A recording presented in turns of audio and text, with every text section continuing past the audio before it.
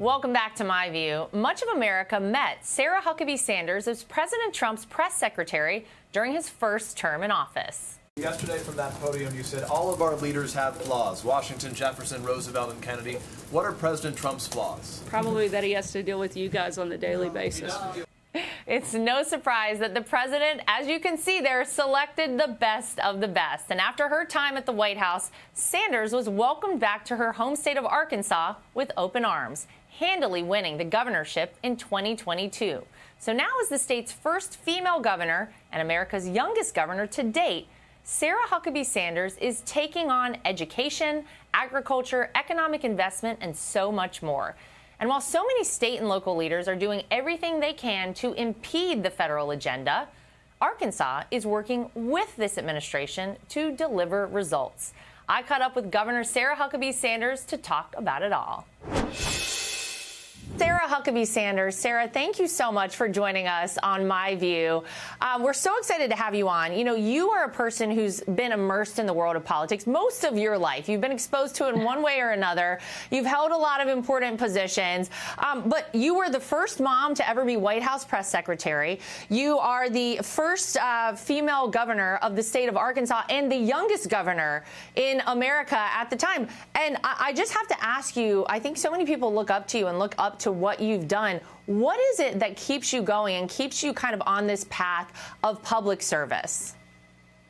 You know, I have had the unbelievable opportunity to grow up in a family that was very involved and very big on public service. And I had such a great example in my dad. And then your father-in-law took a chance on me and gave me the privilege and opportunity of a lifetime to serve for 2.5 years in the White House. And while those were difficult days, it was one of the most remarkable, rewarding experiences I could have imagined. And now I get to be the governor of my state.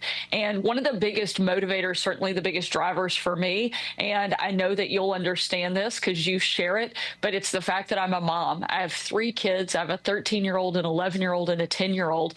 And I know that every single decision I make will have a direct impact on the life of my own kids. And that's not something I take lightly, but it is something that I think is such a big reminder and gives me a permanent perspective about what I'm doing, why I'm doing it, and what my motivation is. And so being a mom, frankly, makes me a better governor because it is not lost on me how important the decisions I'm making and the impact that it will have on my own family. Yeah, they say, Sarah, if you want something done, give it to a busy mom, and she'll figure out how to get it done. We all know that.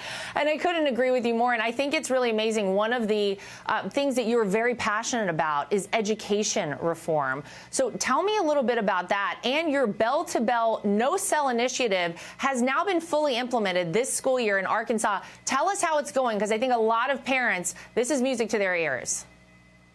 I think one of the biggest responsibilities that we have is to have every single student in our state have access to a good quality education.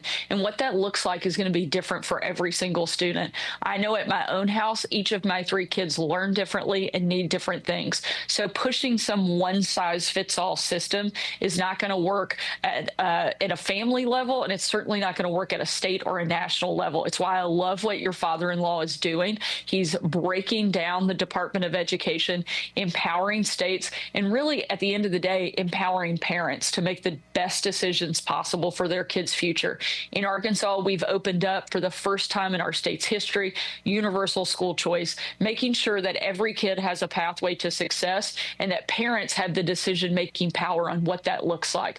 We raised starting teacher pay, we focused on literacy, and those things are making a difference. But one of the things that I think will long-term will look back and say this was one of the most defining things for education, not just in our state, but in the country, is removing cell phones from the classroom. We know that as student scores have totally plummeted, the mental health crisis has skyrocketed. We're seeing an increase in suicide, anxiety, depression rates among teens, and we're seeing our national report card scores do worse than they ever have. Those two things are connected. Removing cell phones, helping kids kids get back to the basics, have focus in the classroom, and frankly, talk to each other again. We're hearing reports from our teachers, from our principals, even our students who are glad to have phones out of the classroom because they're talking to each other in the cafeteria, in the hallways, and it's removing a lot of the anxiety and pressure for our students and letting them be kids again. I think it will be one of the single biggest things that we do that will make a long-term impact on our state and on the country. Yeah, it's so smart. I think a lot of us see what you've done there and we say, wow, we love this. And I hope to see other states replicate what you guys are doing there in Arkansas. Speaking, Sarah, though, of other states, you know, you have so many of these Democrat state leaders across the country who seem basically hell-bent on doing anything they can to impede President Trump's agenda. So, you know, no matter how good it would be for their state, no matter how much, you know, their citizens may want him or her, the governor of a state, to work with President Trump, they just refuse to do it. What is your message to your fellow governors out there who at all costs are willing to just go against President Trump and his agenda? You know, it's sad to see some of these Democrat governors that hate this president more than they love America. And that's the tragic fact. They need to find a way to figure out how to not just support the president, but support America, support the pro-America policies that President Trump is implementing. He's growing our economy. He's lowering inflation. He's protecting their communities where they have failed. He is stepping in. They should be thanking him for his leadership instead of fighting him. And I hope that they will start to see the light and see the great things that are coming out of this administration. I know I'm very thankful for the president's leadership, and he's welcome to come to Arkansas anytime. In fact, it's been a while, and we hope he comes soon. Yeah.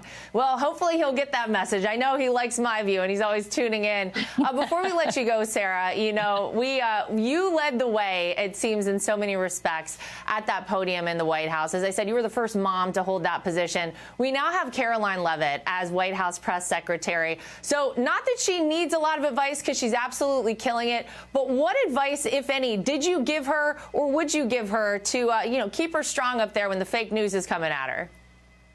She clearly doesn't need any help. Karoline is a rock star. She is absolutely crushing it. I'm so proud to watch her. I love seeing her take on the media. She never backs down. She and I had the chance to talk just before she started that job.